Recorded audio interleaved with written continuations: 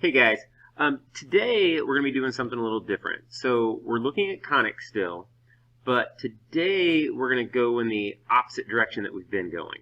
So in the past I've given you an equation and then we've used that equation to draw the shape, to find the vertices, foci, things like that. Today we're going to go in the opposite direction. So I'm going to give you some information about a shape, and then we're going to see if we can come up with the equation for that shape. Okay, so we're going to go in reverse order. But you guys have been practicing the graphing so much, and hopefully you're familiar enough with the graphing that this is actually going to be kind of a piece of cake once you see a couple examples. Okay, so the first one here, and notice all of these, I've got these graphs off to the side. I'm not wanting you to actually graph the shape.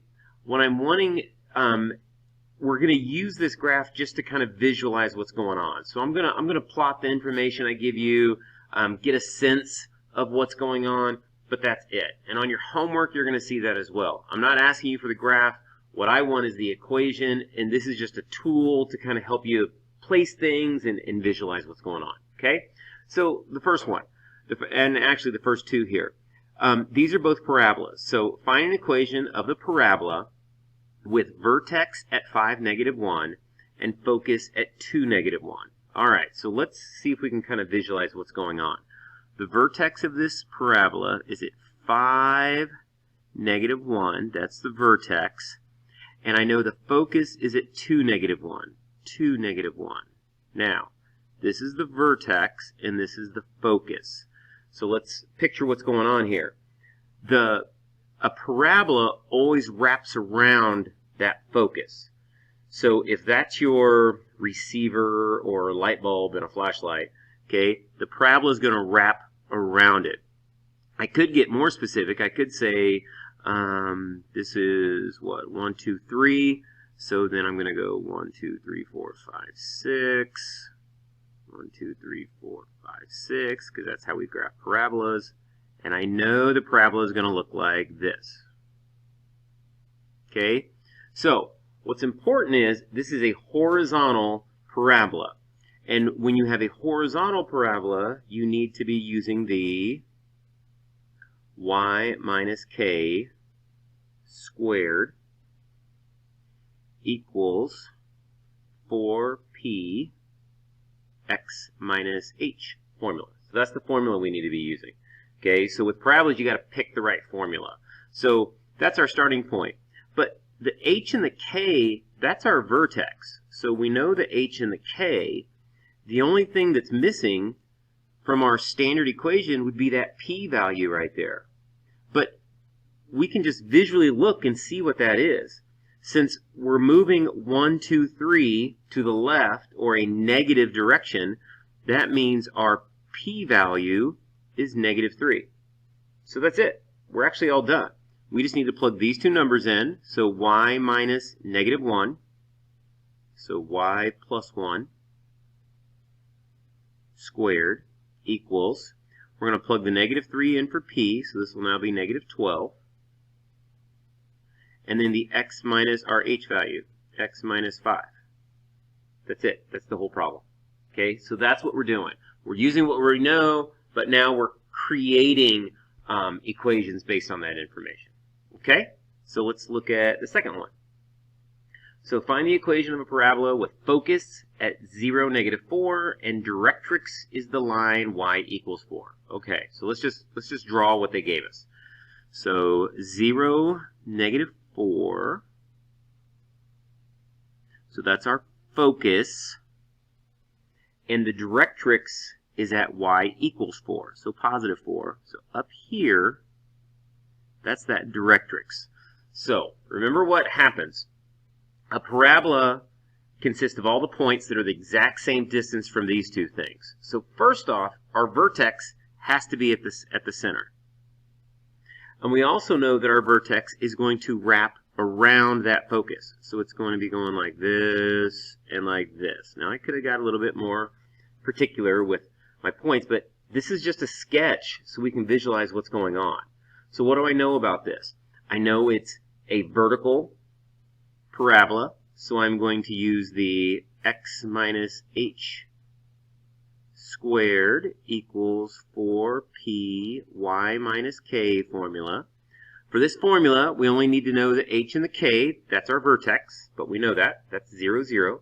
We need to know our p value. Well, 1, 2, 3, 4 down. So again, p is going to be a negative 4 in this case. So that's it. X minus 0, I'm not going to write x minus 0. I'm just going to leave it as x squared. I'm going to plug the negative 4 in for the p. And again, I'm not going to write y minus 0. I'm just going to write y. That's it. That's the entire equation. So with parabolas, you want to sketch what's going on, and you want to determine, first off, which direction is it going, because that's going to determine which of the two equations. So there's two different equations, and you got to make sure you choose the right one. Okay? Bottom. Find an equation of an ellipse having, okay, so let's just take a look at what they gave us. One focus is at negative 3, 0. We have a vertex at 5, 0. And the center is at 0, 0. Okay, so this is going to be helpful. If we're going to write an ellipse, what do we need? So x minus h squared over a squared. We're going to have y minus k squared over b squared equals 1. So that's what our equation is going to look like. So we need four things. We need to know the h and the k. Well, that's one thing. That's our center. So that's our h and our k. And then we need to know how much we're moving in the x direction to find the vertices. Could be the major, could be the minor. We'll figure out which number is bigger. Okay. So how much are we moving in the x direction, and how much are we moving in the y direction to draw this ellipse? So let's see what they gave us. All right, we got the center is at 0, 0.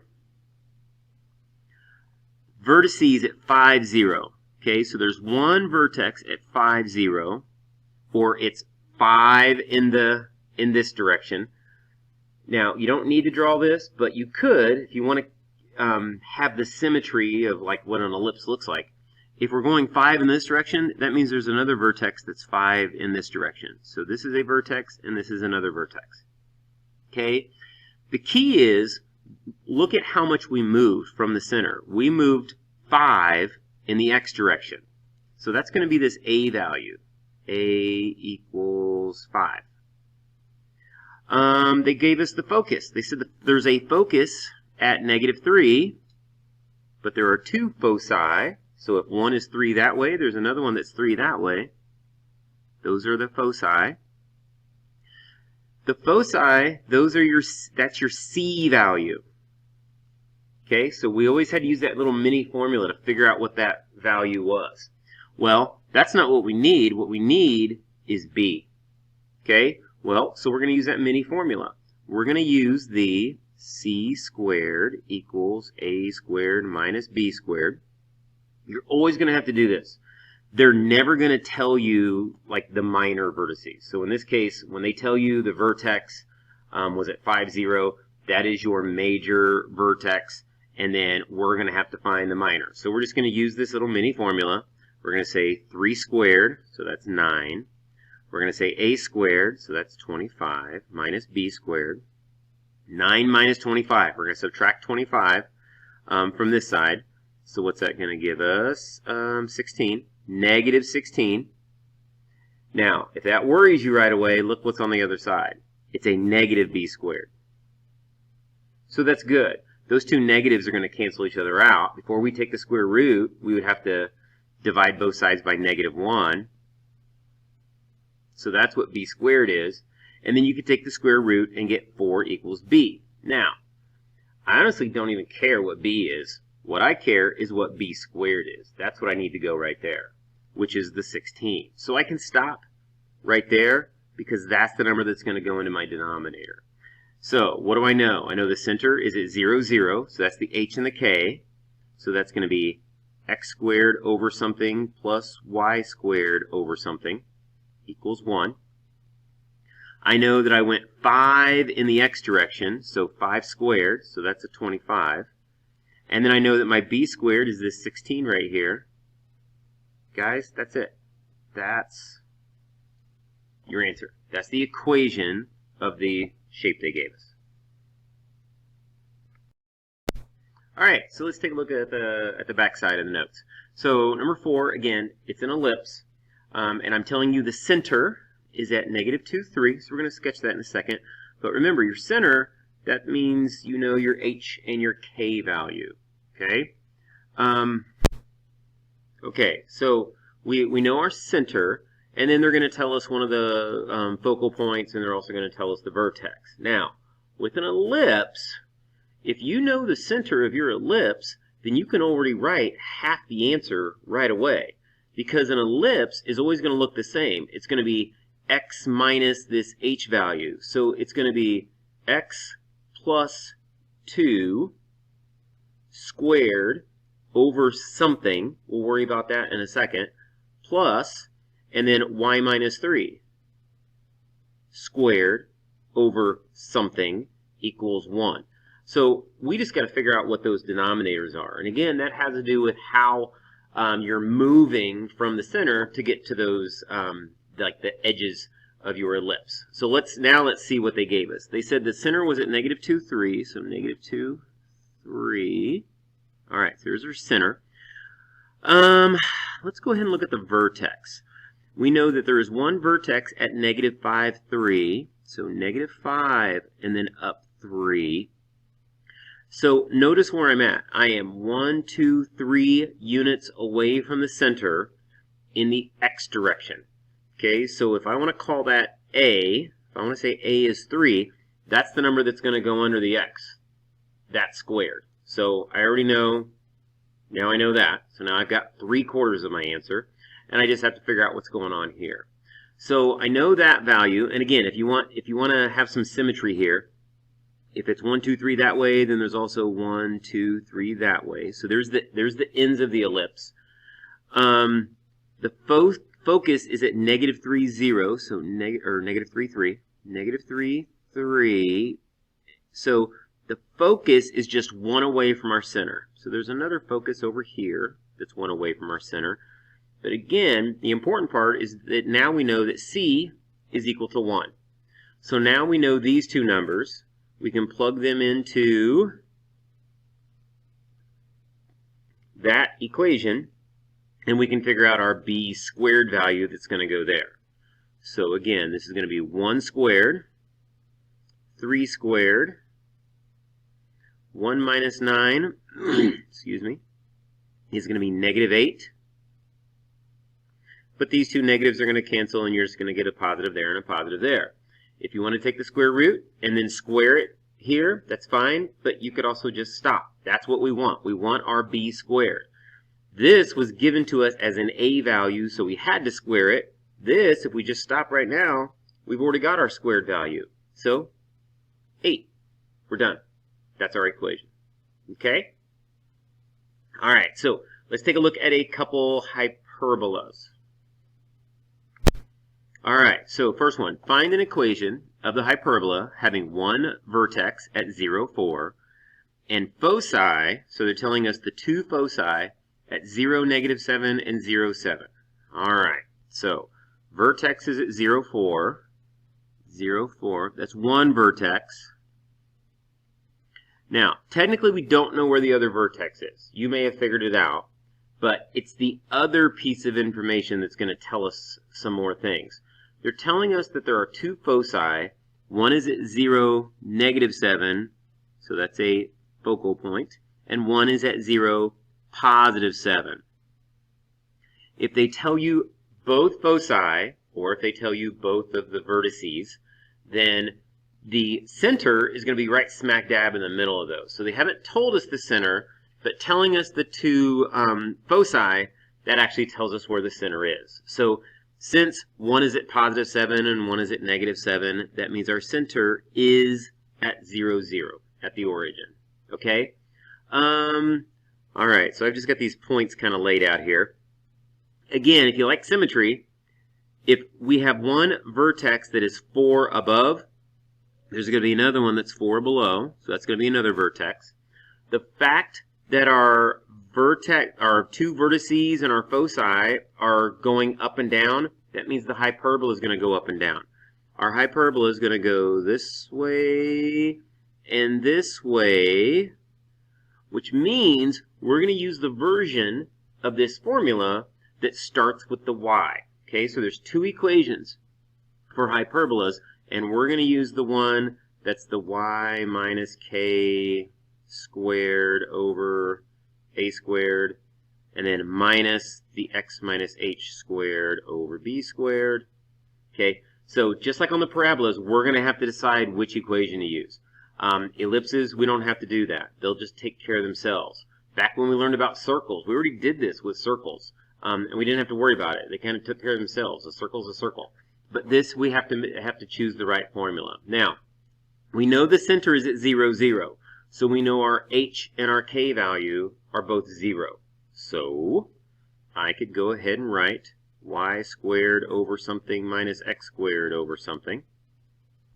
Now, how much are we going up in the y direction to find that vertex? Well, 1, 2, 3, 4. So that's our a value. Our a value is 4. This needs to be squared, so that's going to be a 16. What else do I know? We know that the focus is 7 away from the center. So that's our C value. And then again, there's an invisible box right here that's kind of controlling what this thing looks like, and we need to figure out the sides of the box. We don't need to draw it necessarily, but we need to figure out how much this goes in the x and y direction to get the box, to get the asymptotes going the right way, to get the shape going the right way, if we wanted to graph this perfectly. So we need to know what that is. Okay, so again, there's a formula. C squared equals a squared plus b squared. Our c squared will be 49. Our a squared will be 16. And so now we just need to subtract. So 49 minus 16 is going to give us 33. And again, I'm going to stop right there. That's what I need to know. I need to know what my b squared is. So I'm just going to replace this entire b squared with a 33, and we're done. That's the equation of the hyperbola that goes through those points and has those characteristics. Okay? So what I would like you to do is to, here in a second, pause the video, and then see how much of this you can do like on your own. And then if you get stuck or you need, you want to just check your answer, maybe you're done and you want to check your answer, I'll walk through this. Again, you can hit play and you can walk through it with me. But try to do as much of it as you can on your own. Okay, so go ahead and hit pause now, please. All right, so they gave us the center at -1, 3, so I went ahead and graphed that. So there's the center. I know that one focal point is at -1, 1, which is 2 below the center. So that means there's another one that's 2 above the center. I do think it's helpful to kind of draw all of these so you can visualize the symmetry, because this one's kind of weird. They gave us a vertex that's above the center, and then they gave us a focal point that's below the center. Well, those two pieces of information have nothing to do with each other. Okay, so if you write the other focus and the other vertex, then maybe you'll start to kind of better visualize what's going on here. But again, if I know the focus is 2 from the center, that means I know my C value. If I know the vertex, so what's the vertex? It was at -1, 4. So -1, 4, which is 1 above, but that means there's another one that's 1 below. And so this is a vertex, this is a vertex, this is a focus, this is a focus. Because they're all stacked up vertically, that means this hyperbola is going vertically. Okay? You want to kind of be able to visualize that. So again, this is a hyperbola that's going to start with the y because it's going in a y direction. So I'm going to use that equation that starts with the y as well. In fact, now that I know that, I can go ahead and plug this hk in. Just remember, if I'm going to start with the y, it's going to be y minus, and it's going to be this k value here. So I'm going to have to use the second number first. So it's going to be y minus 3 squared over something minus, and then it's going to be x plus 1 squared over something equals 1. Now, One of these somethings we already know. We know that the vertex is 1 away from the center. So that's our a value. So that's going to be 1 squared. That's just 1. Okay? Now I can use this information and figure out what goes here. So c squared equals a squared. Remember, the minus means we're going to have a plus here. This is the mini formula we use. So it's going to be 4 equals 1 plus b squared. So b squared is 3, and we are done. Okay, so that's the equation of the hyperbola that has all that information. So take a look at your homework, work through the problems, and if you have questions, please let me know.